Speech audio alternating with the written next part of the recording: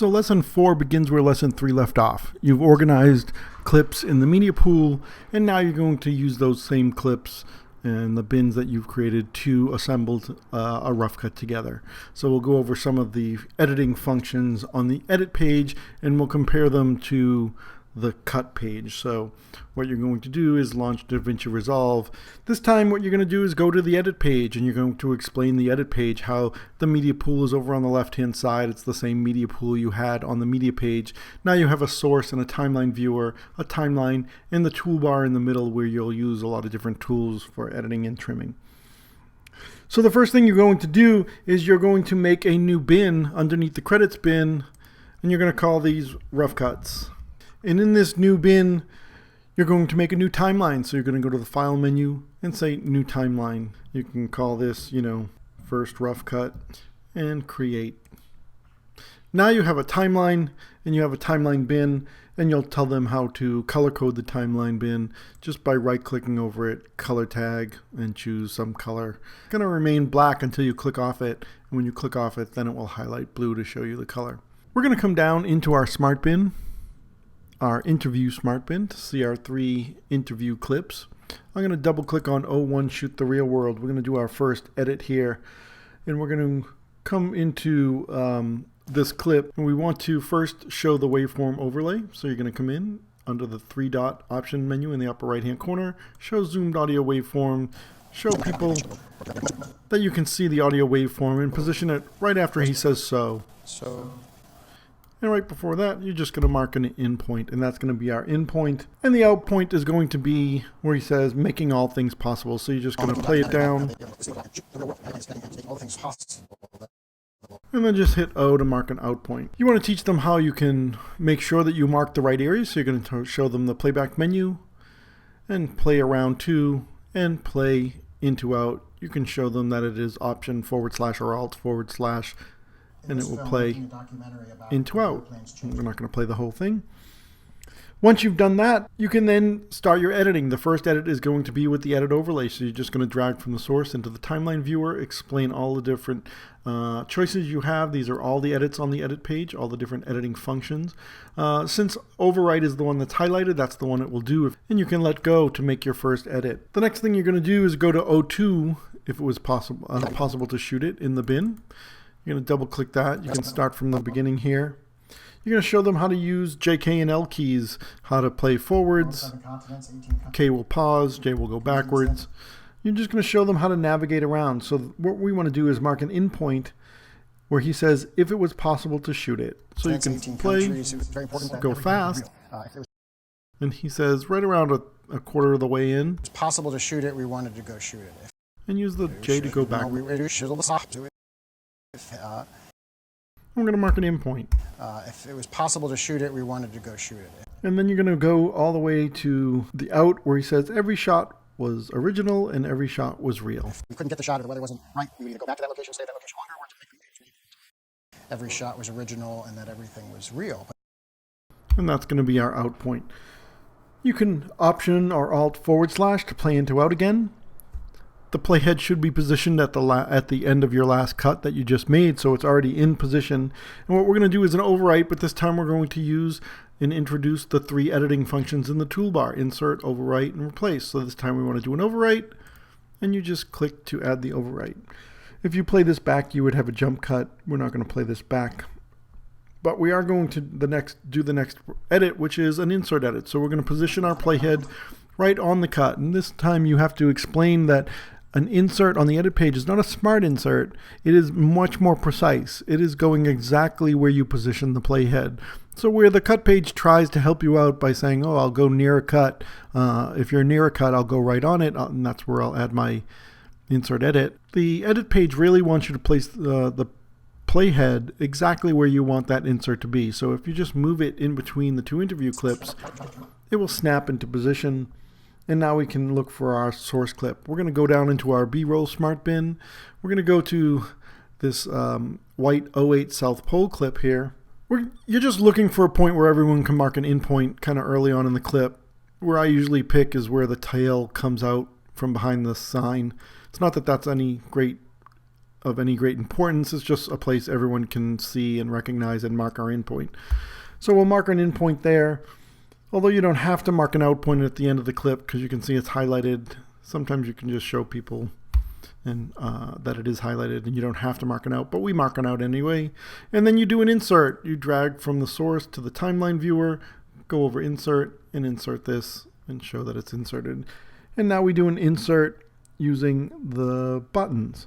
So we're going to position our playhead in the middle of the interview clip. So this is where we're kind of showing the difference between this and the cut page. So we'll just click in the timeline and play it. If it was possible to shoot it, we wanted to go shoot it. If we couldn't get the shot or the weather wasn't right, we would either go back to that location, stay at that location longer, or it didn't make the movie. Didn't make the movie. That's exactly where we want to edit in our new cutaway. If you want to, you can show how to zoom into the timeline and use this waveform to make sure that you're right in between the gap of when he ends and right before he begins. Now we look for our source clip. So we go back to our B-roll bin. This time we use 06 Milky Way. We take the whole clip so you can just show it. And then you just click the insert button and show how it has now inserted in the middle of that clip. Here you can now introduce the view, zoom, zoom to fit, or shift Z button, since they'll use that a lot. The next thing you're going to do is show them how to use timecode numbers to move the playhead. We're going to go to the 05 Bay Area clip here. It's another time-lapse shot, and start at the very beginning and explain that you might not want to edit right at the beginning in case you want to add transitions. So we add in 1 second forward, plus 100 on the keyboard, plus enter will move the playhead forward on the source, and this will be our endpoint. If we want this to be 4 seconds long, we just type plus 400, enter, and mark our out point. So you can use the keyboard, and if you want to switch to the timeline now to find the location where you want to edit in the timeline, just like in the cut page, you hit Q to activate the timeline. Make sure you point out that the active viewer has a red name above it. So as you toggle the Q key on the keyboard, it will switch between the active red on the source or the active red name on the timeline. So we're going to be on the timeline here. We're going to position our timeline playhead at the end of the Milky Way, which is probably where it will be unless you review the edit. And now instead of using the drag from the source viewer into the timeline viewer, you're just going to choose the insert button right here, or press the F9 key if you want to use the keyboard. The next step you do is a video only edit. We're going to do an overwrite.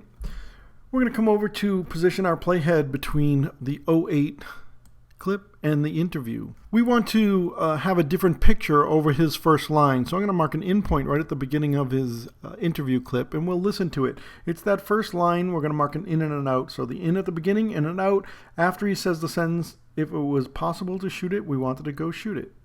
If it was possible to shoot it, we wanted to go shoot it. As soon as it says that, that's going to be your out point. So you can mark an in and an out in the timeline just like we did in the cut page, but this time we're going to do a video only overwrite edit. So what I'm going to do is go into my B-roll bin.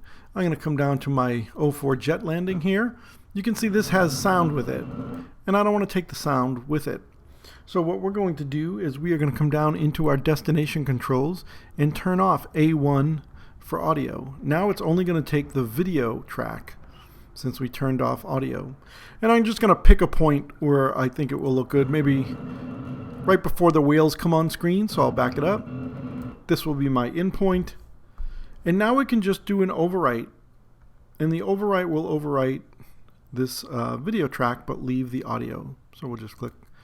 It's worth telling people that whether you do this overwrite edit on video track 2 like they do in the cut page or all on one video track as we're doing it here in the edit page is not really right or wrong. Neither way is right or wrong. It's just where you learn. Typically, if you're coming from an Avid background, you tend to edit all on video track 1. If you're coming from a Premiere background, you tend to checkerboard them with video 1 and cutaways on video track 2.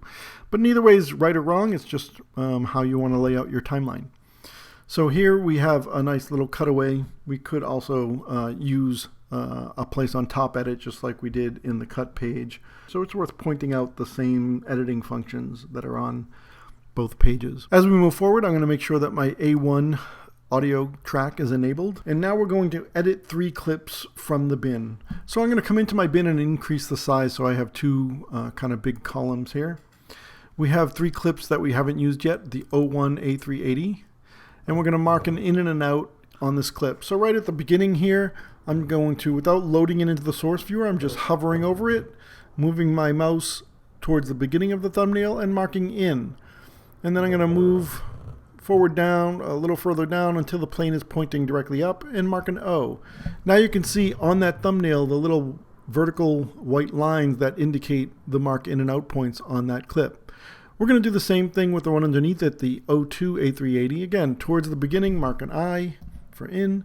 And as the Lufthansa logo goes off the screen, mark an O for our out point. And here we have our in and out on these clips that you can see. The last one we're going to do is this Hawaiian landing clip. So again, just towards the beginning, and then as the Hawaiian logo goes off screen, mark an out. Now that you have those 3 marked, you don't have to load them into the source viewer to edit them. If we want to just edit these into the timeline, I'm first going to position my timeline playhead before this interview here, the last interview. Let's say I just want to edit these into the timeline. I'm just going to select the first one, Command or Control click the second one, and Command or Control click the third one, and drag them, instead of dragging them to the timeline where you're only limited to an overwrite, I'm going to drag them into the timeline viewer where I can get my edit overlay and say I want to insert all 3 of these. And based on the endpoints, it's going to edit all 3 of these. It's based on the order that they're sorted, not on the order that you click them. The last thing we're going to do in this lesson is a replace edit, so I'm probably going to Shift Z since I'll be zoomed in. Move my playhead over that 3rd clip, which is this landing, and I'm going to zoom in a lot, so maybe that clip almost fills the entire timeline window there, so I have some resolution to work with.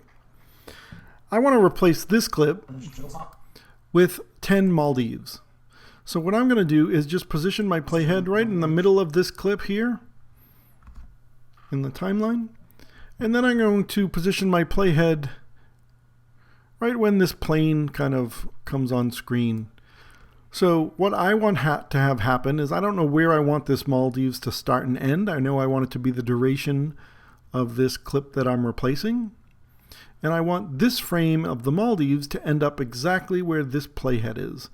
So you want to be able to explain to people exactly what this replace edit does. It's different than the ripple overwrite that you did in the cut page.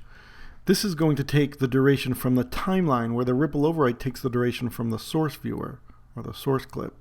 So here my playhead is over this clip. This is where it's getting the duration. I don't have to mark in and outs on it. It's going to line up the playhead and say at this playhead in the source, this frame in the source should end up here. And it will back time and go forward to replace this clip. So all you're going to do is come in and use our last button here, the replace edit.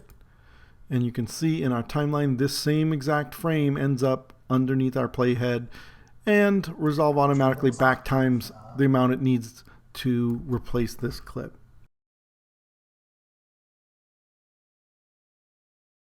And that's the end of this lesson and all of the editing functions.